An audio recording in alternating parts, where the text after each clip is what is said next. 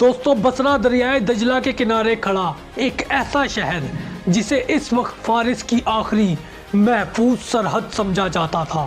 یہ شہر تجارت، فوجی قوت اور جنوبی عراق کی سیاسی طاقت کا مرکز تھا۔ فہل اور دمشق میں رومنز کی شکستوں کے بعد فارس کے جرنیل اب مکمل خوفزدہ تھے، کیونکہ مسلمانوں کی تیز رفتاری اور جرأت نے ہر رومی فوج کو پیچھے ہٹنے پر مجبور کر دیا تھا۔ شہنشاہ فارس نے بصرہ کے قلعے کے ارد گرد مضبوط مورچے بنائے، دروازے بند کیے، تیر انداز، گھڑ سوار اور ذرہ پوش لشکر تیار کیے۔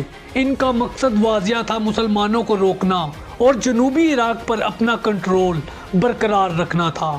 ادھر مدینہ میں خلیفہ حضرت عمر بن خطاب رضی اللہ تعالیٰ عنہ نے فیصلہ کیا کہ عراق کی فتوحات مکمل کرنے کے لیے بصرہ کو فتح کرنا بھی ضروری ہے۔ اب انہوں نے عتبہ بن غزوان رضی اللہ تعالیٰ عنہ کو کمانڈر مقرر کیا۔ مسلمانوں کی تعداد اس وقت کم تھی، مگر ایمان، حکمت اور شجاعت سے بھرپور تھی۔